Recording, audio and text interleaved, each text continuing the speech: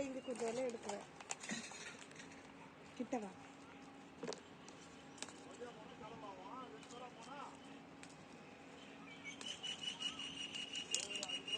அப்படியே கை காட்டுறேன்.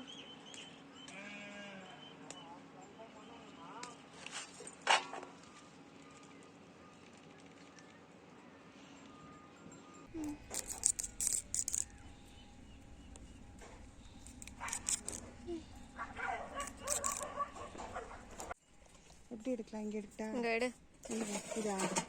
இது ரொம்ப கம்மியாக இருக்குது. இதில் எடுக்கிறேன். ஓகேவா? ஆ சரி.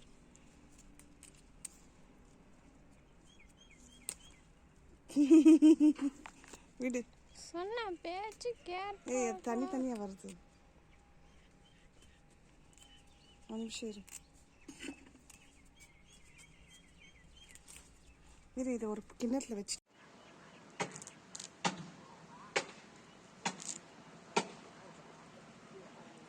என்னடா இவங்க பாட்டுக்கு எதையோ ஊரில் போய் பறிச்சிட்ருக்காங்க, என்னென்னு சொல்லாமல் செஞ்சுட்டே இருக்காங்களேன்னு நீங்கள் யோசிக்கிறது எனக்கும் தெரியுது. என்ன செய்கிறேன்னு இப்போவே சொல்லிடுறேன். ஹலோ வியூவர்ஸ், வெல்கம் டு நிலாசோர ரெசிபீஸ். ரீசெண்டாக நான் வந்து பெரிய வீடியோ எதுவுமே போடுறதில்ல, வெறும் ஷார்ட்ஸ் தான் போட்டுட்ருக்கேன். அதுவும் சுத்தமாக இப்போ ஷார்ட்ஸ் கூட 1 மந்த்தாக போடல. இப்போ நம்ம பார்த்துட்டு இருக்கிறதெல்லாம் வந்துட்டு ஒரு சிலதெல்லாம் வந்துட்டு நான் ஊருக்கு போயிருந்தப்போ கலெக்ட் பண்ணி எடுத்துகிட்டு வந்திருந்தேன் இலைகள். அதாவது இது வந்துட்டு செம்பருத்தி இலைகள் ஒரு 15 எடுத்திருக்கேன்.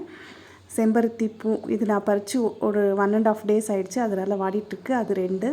இது வந்துட்டு மருதாணி இலை, இது ஒரு கைப்பிடி எடுத்திருக்கேன். இது ஆலோவேரா வீட்லேயே பாட்டில் இருந்தது, அதை எடுத்து வச்சுருக்கேன். இதை வந்து நம்ம 2-3 துண்டாக கட் பண்ணிக்கலாம். இது வந்து கரிசாலை பொடி 1 tablespoon எடுத்திருக்கேன். இதில் வெள்ளை கரிசாலை கருப்பு கரிசாலைன்னு 2 கிடைக்கிது. அதாவது பிரிங்கராஜுன்னு சொல்லுவாங்க. இது பவுடராகவே கிடைக்கிது. அப்படி பவுடராக கிடைச்சா எடுத்துக்கோங்க, இல்லை இலையாக கிடைச்சாலும் அதை நீங்கள் எடுத்துக்கலாம். எனக்கு வந்து இலையாக கிடைக்கல, அதனால் நான் வந்து கடையில் 1 tablespoon வாங்கி வச்சுருக்கேன். இது வெந்தயம், இது 1 tablespoon எடுத்திருக்கேன். இது வந்து தலைக்கு நல்ல குளிர்ச்சி கொடுக்கும். அடுத்ததாக சின்ன வெங்காயம் எடுத்திருக்கேன். இது வந்து தோல் நீக்கிட்டு சுத்தம் பண்ணி எடுத்து வச்சுருக்கேன். இது வந்து ஒரு 10-12 எடுத்துக்கோங்க. ஒரு 3 பெரிய நெல்லிக்காய். இது வந்துட்டு நெல்லிக்காய் கிடைக்கலன்னா ஆம்லா பவுடர் வந்து கிடைக்கிது, அது ஒரு பெரிய tablespoon அளவுக்கு எடுத்துக்கோங்க. இது வந்து மொத்தமாக 3 எடுத்திருக்கேன். இதில் சின்ன நெல்லிக்காய் வரும், அது யூஸ் பண்ணாதீங்க. அடுத்ததாக வந்துட்டு கருவேப்பிலை. இதில் வந்துட்டு அயன் நல்லா இருக்குது, முடிக்கு நல்ல வந்து ஒரு கருப்பு நிறத்தை கொடுக்கும். இப்போ நம்ம என்ன ரெசிபி பண்ணிகிட்ருக்கோன்னா, அதாவது சாப்பிட்ற ரெசிபி கிடையாது, இது வந்து தலைக்கு தேய்க்கிற எண்ணெய்க்கான ரெசிபி. நல்ல ஹேர் க்ரோத்து, நல்ல முடி அடர்த்தியாக பொடுகு நீக்கணுன்னா வெந்தயம்லாம் அதெல்லாம் போட்டு சேர்த்துருக்கோம். இந்த கரிசாலை பொடியும் அந்த கறிவேப்பிலையும் வந்துட்டு முடிக்கு நல்ல கருப்பு நிறத்தை கொடுக்கும். வெந்தயம் வந்துட்டு குளிர்ச்சி கொடுக்கும். இந்த செம்பருத்தி எல்லாம் வந்து முடி நீளமாக வளர்கிறதுக்கெல்லாம் நல்லா யூஸ்ஃபுல்லாக இருக்கும். நான் என்ன ரெசிபின்னே சொல்லாமல் நான் இது வரைக்கும் செஞ்சுட்டு இருந்தேன். இப்போ நீங்கள் தெரிஞ்சிருப்பீங்க. இது முடி ஹேர் க்ரோத் ரொம்ப நல்லா வளர்கிறதுக்கும் நல்ல பொடுகு இல்லாமல் இருக்கிறதுக்கும் செய்கிற ரெசிபி. நான் வந்து ஒரு 15 செம்பருத்தி இலை, அப்புறம் 2 செம்பருத்தி பூ காம்பு நீக்கிட்டு வச்சுருக்கேன். ஒரு மிக்சர் ஜாரில் போட்டு இதெல்லாம் அரைச்சிக்கணுமா இருக்கும், தண்ணி விடக்கூடாது. அடுத்ததாக மருதாணி இலை. மருதாணி இலை கூட கிடைக்கலன்னா ஹென்னா பவுடர் கிடைக்கிது, அதுவாவது ஒரு tablespoon எடுத்துக்கோங்க. நான் வந்து 1 லிட்டர் எண்ணெய் காய்ச்சறதுக்கான குவான்டிட்டியை நான் இப்போ எடுத்திருக்கேன். இது வந்துட்டு கருவேப்பிலையை வந்து நல்ல முடி கருப்பாக வரும். அதோட இதில் அயன் இருக்குது, ரொம்ப நல்லது, அதனால் இதை சேர்த்துக்கோங்க. முடி க்ரோத்துக்கு வந்து ரொம்பவே யூஸ்ஃபுல்லானது இந்த அயன். அதனால் வந்துட்டு கருவேப்பிலை ஆட் பண்ணிக்கலாம். விட்டமின் சி வந்துட்டு நெல்லிக்காயில் இருக்குது. இந்த நெல்லிக்காயும் கிடைக்கலன்னா நம்ம வந்து பவுடராக யூஸ் பண்ணிக்கலாம். ஏன்னா இது எல்லாமே சிட்டிலெல்லாம் கிடைக்கிறதில்ல. நம்மளுக்கு சிட்டிலனா இது வந்துட்டு மால்லலாம் கிடைக்கிது நெல்லிக்காய். ஒரு சில இடத்துல மட்டும் எங்கேயாவது எடுத்துகிட்டு வந்து வைக்கிறாங்க கடையில். அதனால வந்துட்டு கிடைச்சா வாங்கிக்கோங்க, இல்லாட்டி வந்துட்டு பவுடரை யூஸ் பண்ணிக்கோங்க, ஆம்லா பவுடரு. இதை வந்துட்டு துண்டு பண்ணி போட்டுக்கலாம். நடுவில் இருக்கிற கொட்டையை வந்துட்டு நீக்கிடணுமா இருக்கும். அடுத்ததாக வந்துட்டு நான் ஒரு 10-12 சின்ன வெங்காயம் சொல்லியிருக்கேன். இந்த சின்ன வெங்காயத்தை கூட நம்ம இதில் போட்டுக்கலாம். இது வந்துட்டு தண்ணி இல்லாமல் வந்து அரைச்சி எடுத்துக்கணும். சின்ன வெங்காயத்தை அப்படியே போட்டு கூட நம்ம அரைச்சிட்டு ஒரு 3/4 மணி நேரம் வந்து தலையில் வந்துட்டு ஸ்கேல்பில் அப்ளை பண்ணிவிட்டு குளித்தோம்னா கூட ரொம்ப நல்லது. பட் அது வந்து நிறைய பேருக்கு கோல்ட் ஆகுது. இப்போ வந்துட்டு எல்லாத்தையுமே போட்டுட்டோம். ஒரு பெரிய பாத்திரத்தில் இந்த 1 லிட்டர் எண்ணெயை நான் ஆட் பண்ணிக்கிறேன். இதில் வந்துட்டு வெந்தயமும் கரிசாலை பொடி மட்டும், அதாவது பிரிங்கராஜ் பவுட்ரு மட்டும் நான் ஆட் பண்ணல. மிச்சம் எல்லாத்தையுமே வந்துட்டு நான் தண்ணி இல்லாமல் வெறுமனே வந்து நல்ல சின்ன ஜாரில் போட்டு அரைச்சி எடுத்துகிட்டு வந்திருக்கேன். நான் யூஸ் பண்ணிக்கிற எண்ணெய் கூட வந்து மரச்செக்கில் ஆட்டின எண்ணெய் 1 லிட்டர் எடுத்திருக்கேன். அதாவது விர்ஜின் கோகோனட் ஆயில்னு சொல்கிறாங்க. இல்லை மரச்செக்கில் எண்ணெய் இங்கே எங்கே விற்கிறாங்கல்ல, பக்கத்தில் ஏதாவது இடத்துல விற்கிறாங்க. அப்படி கிடைக்கலன்னா கூட சாதாரணமாக தலைக்கு யூஸ் பண்ணுற ஆயில் கூட ஒரு 1 லிட்டர் எடுத்துக்கலாம். உங்களுக்கு குவான்டிட்டி குறைஞ்ச மாதிரி செய்கிறதா இருந்தால் நீங்கள் இதிலலாம் நான் ஆட் பண்ணிக்கிற எல்லா குவான்டிட்டியுமே கொஞ்சம் கொஞ்சமாக கூட எடுத்துகிட்டு செய்யலாம். இப்போ நான் ஏற்கனவே மிக்சியில் போட்டு எடுத்துகிட்டு வந்திருக்கேன். அதையெல்லாம் வந்துட்டு இந்த எண்ணெயில் சேர்த்துடுறேன். கூடவே வந்துட்டு இந்த பிரிங்கராஜ் பவுடரும் அப்புறம் வெந்தயம் 1 டேபிள் ஸ்பூன் சொன்னேன் இல்லையா, அதையும் ஆட் பண்ணிக்கிறேன்.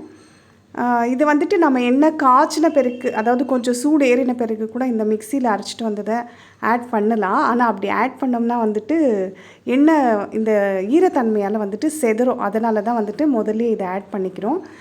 இதெல்லாம் ஆட் பண்ணிவிட்டு நல்லா கீழே வச்சு ஸ்டவ்வில் வைக்கிறதுக்கு முன்னாடியே ஒரு தடவை கலந்துக்கலாம். கலந்து விட்டுட்டு நல்லா கலந்துட்டு திரும்பவும் இதை வந்துட்டு இப்போ ஸ்டவ் மேலே வச்சு சூடுபடுத்தணுமா இருக்கும். நான் இந்த ரெசிபியை வந்து ஏற்கனவே ட்ரைட் அண்ட் டெஸ்டட் ரெசிபி தான். இது வந்துட்டு நான் என் ஃப்ரெண்டுக்காக எல்லாம் கூட செஞ்சு கொடுத்துருக்கேன். அவங்களுக்கெல்லாம் நல்ல நீளமாக கூட முடி வளர்ந்துருக்கு. பட் நான் வந்துட்டு ஆயில் வச்சுட்டெல்லாம் வெளியே போக மாட்டேன். அதனால வந்துட்டு நான் அநேகமாக ஆயிலே அப்ளை பண்ணுறதில்ல. என் முடி பார்த்திங்கன்னா ரொம்ப சின்னதாக தான் இருக்கும். நான் அந்த அளவுக்கு ஹேர் க்ரோத்துக்கு இம்பார்ட்டன்ஸ் கொடுக்குறதில்ல. பட் யூஸ் பண்ணுறவங்க ரொம்பவே நல்லது. நல்ல நீளமாக முடி வளரும், பொடுகெல்லாம் இல்லாமல் முடி கருப்பாக வளர்கிறதுக்கு யூஸ் ஆகும். பட் ஏற்கனவே கருப்பாக இருக்கிற முடி இன்னும் கொஞ்சம் கருப்பாக வரும். ஹேர் வந்து க்ரே ஹேர் ஆகிட்டு இருந்தால், நரைச்சிட்டு இருந்தால் இந்த எந்த ஒரு இதுலேயும் வந்துட்டு நம்மளுக்கு, அதாவது ஆயுர்வேதிக்லேயோ எதுலேயும் வந்துட்டு வெள்ளையான முடி வந்து கருப்பாக மாற்றவே முடியாது. நம்ம ஹேர் கலரிங் தான் பண்ணுமா இருக்கும். இப்போ வந்துட்டு நான் ஸ்டவ்வை ஆன் பண்ணி இந்த எண்ணெயை காய்ச்சறதுக்கு ஸ்டார்ட் பண்ணிகிட்ருக்கேன். எப்போவுமே வந்துட்டு இந்த எண்ணெய் காய்ச்சும் போது கொஞ்சம் பெரிய பாத்திரமாக வச்சுக்கினா பொங்கி வராமல் இருக்கும். அதாவது கொஞ்சம் லேசாக மேலே பொங்கி எழும். அது பாருங்கள், நடுவில் வந்துட்டு கொஞ்சம் மேலே வருது. இந்த மாதிரி வரும்போது பொங்கி கீழே வழியாமல் இருக்கிறதுக்காக கொஞ்சம் பெரிய பாத்திரத்தை வச்சுக்கணும். அதோட வந்துட்டு நம்ம ஸ்டவ்வை வந்துட்டு கொஞ்சம் லோ மீடியமில் வச்சுக்கிட்டா ஈஸியாக இருக்கும். இது வந்துட்டு ஆல்மோஸ்ட் நமக்கு 35லேருந்து 40 நிமிஷம் வரைக்கும் சிம்லேயோ இல்லை லோ ஃப்ளேம்லேயோ வச்சு நம்ம, அதாவது லோ மீடியம் ஃப்ளேமில் வச்சு இதை சூடுபடுத்திட்டு இருக்கணுமா இருக்கும். அப்போ தான் வந்துட்டு இது இந்த எண்ணெயில் இருக்கிற ஈரத்தன்மையெல்லாம் போகும். அதோடு இல்லாமல் இது எண்ணெயில் இருக்கிற ஈரத்தன்மை எப்படி போகிறதுன்னு இந்த வீடியோலேயே நான் காட்டுறேன் உங்களுக்கு. அப்படி நல்லா கொதிக்க வச்சு யூஸ் பண்ண பிறகு தான் இந்த எண்ணெய் வந்து கெடாமல் இருக்கும். நம்ம வந்துட்டு கொஞ்ச நேரம் கொதிச்சுது போதும் அப்படின்னு ஃபில்டர் பண்ணிவிட்டு யூஸ் பண்ணிட்டோம்னா வந்துட்டு, இப்போ பாருங்கள், நான் கொஞ்சமாக தண்ணி தெளித்தேன். இந்த தண்ணி வந்துட்டு செதறி லேசாக சவுண்டு கேட்கும். எப்படி எண்ணெயில் காஞ்ச எண்ணெயில் தண்ணி தெளித்து சவுண்டு கேட்குமோ படப்படன்னுட்டு, அந்த மாதிரி சவுண்டு கேட்டால் தான் வந்துட்டு எண்ணெய் காஞ்சு ரெடி ஆகிருக்குன்னு அர்த்தம். இப்போ வந்து எண்ணெய் காஞ்சிடுச்சு. நான் வந்து ஸ்டவ்வை ஆஃப் பண்ணிடுறேன். ஆஃப் பண்ணிவிட்டு இதை வந்துட்டு கொஞ்சம் நேரம் நல்லா ஆற விட்டுடணும். ஆற விட்ட பிறகு தான் நம்ம வந்துட்டு இதை ஃபில்ட்ரு பண்ணி எடுத்துக்கணுமா இருக்கும். அதுக்கு முன்னாடி இதை வந்துட்டு ஃபில்ட்ரு பண்ணுறதுக்கு போகாதீங்க. சூடான எண்ணெய் கையில் ஏதாவது கொட்டுறதுக்கு சான்சஸ் இருக்குது. நான் இதை வந்து ஃபில்ட்ரு பண்ணிவிட்டு காட்டுறேன். நான் வீடியோ எடுக்கலை ஃபில்ட்ரு பண்ணுறது. இப்போ பாருங்கள், நான் வந்து ஃபில்ட்ரு பண்ணி எடுத்துகிட்ருக்கேன். இதோட கலர் வந்துட்டு ப்ரௌன் கலரில் இருக்கும்.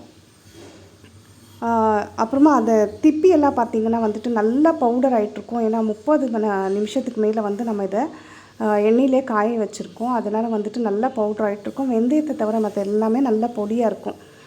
இந்த எண்ணெயை தேய்ச்சி பார்த்தவங்களுக்கு என்னோடய ரிசல்ட் தெரியும். முடி வளராத இடத்துலலாம் கூட நல்லா வந்து ஹேர் நல்லா க்ரோத் ஆகிருக்கு. எங்கள் ஃப்ரெண்டுக்கெல்லாம் இதை நான் பண்ணி கொடுத்துருந்தேன். எங்கள் பசங்கள்லாம் வந்துட்டு அவ்வளோவா எண்ணெய் அப்ளை பண்ணுறதில்ல. ஸ்கூலுக்கு போகும்போது எண்ணெய் எல்லாம் வச்சுட்டு போனால் ரொம்ப இதுவாக இருக்குதுன்னு சொல்லுவாங்க. அதனால் வீக்கெண்ட்ஸில் மட்டும்தான் நான் அப்ளை பண்ணுறேன். ஹேர் ஆயில் நல்லா அப்ளை பண்ணுறவங்க இதை யூஸ் பண்ணிக்கோங்க. இது வந்து சூப்பர் ரெசிபி. உங்களுக்கு இது பிடிச்சிருந்தா கண்டிப்பாக லைக் பண்ணுங்கள், ஷேர் பண்ணுங்கள், கமெண்ட் பண்ணுங்கள். சப்ஸ்கிரைப் பண்ண மறக்காதீங்க. அதோட உங்கள் ஃப்ரெண்ட்ஸ் அண்ட் ரிலேட்டிவ்ஸ்க்கும் எங்கள் சேனலை சப்ஸ்கிரைப் பண்ணுறதுக்கு சஜஸ்ட் பண்ணுங்கள். தேங்க்யூ ஃபார் வாட்சிங். மறக்காமல் லைக் போட்டுடுங்க. இதோட ஷார்ட்ஸ் வீடியோவில் மட்டும் நான் உங்களை திரும்பவும் பார்க்குறேன். பெரிய வீடியோலாம் நான் இதுக்கு மேலே போட மாட்டேன். தேங்க்யூ ஃபார் வாட்சிங். பாய்.